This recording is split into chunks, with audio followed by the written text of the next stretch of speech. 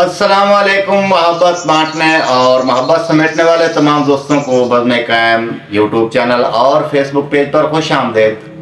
दोस्तों, कभी कभी एक अच्छा खासा तख्लीकी सलाहियतों का मालिक इंसान अपने से होने वाली बेजा तारीफें सुन सुन कर एक किस्म की नरगसियत का शिकार हो जाता है, और वो नफसियत का शिकार इंसान फिर बाज़ औक़ात इस हद तक खुदसर हो जाता है कि उसको अपने साथ करने वाला इख्तलाफ या होने वाला इख्तलाफ, यानी कोई उसका चाहने वाला, कोई उसका दोस्त, कोई उसका मुखलिस कभी उसके साथ इख्तलाफ करे तो वो इख्तलाफ उस बंदे को एक किस्म का ज़हर कातिल लगता है, क्योंकि बाज़ औक़ात जो है बेजा तारीफ़ें, यानी वो सलाहियतें, वो खसूसियात जो कि एक्चुअल में किसी इंसान के अंदर नहीं होती,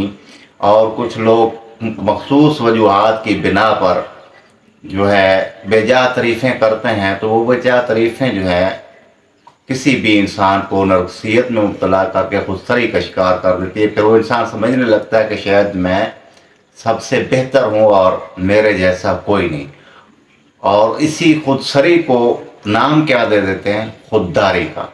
जबकि खुददारी जो है, खुददारी में और खुदसरी में ज़मीन और आसमान का फ़र्क है। खुदसरी एक किस्म का तकब्बुर है और खुददारी एक किस्म की आइज़ी है। खुददार इंसान में मोहब्बत मिलेगी, मफाहमत मिलेगी, खलूस मिलेगा, अखलाक मिलेगा, गुफ्तार में वो इंसान जो है उसका गुफ्तार बताएगा कि उस इंसान के अंदर जो है खुददारी कितनी है, और वो गुफ्तार ही बताएगा कि उस इंसान के अंदर जो है खुदसरी कितनी है। और एक आम मकूला है कि अहदा इंसान का कोई भी हो, इंसान का लहजा जो है वो बता देता है इंसान का मकाम।